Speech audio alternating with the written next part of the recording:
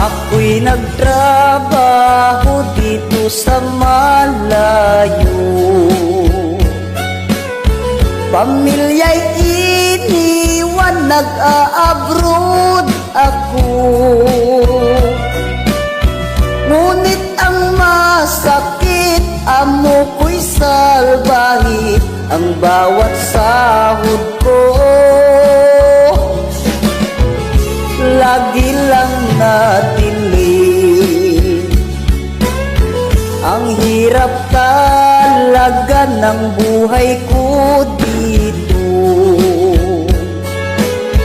para sa pamilya nagtitiis ako.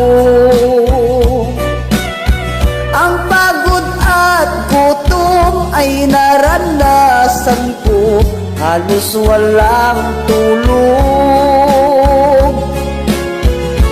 laging nagtrabaho. Pamilya sa Pinas minsan di makunta.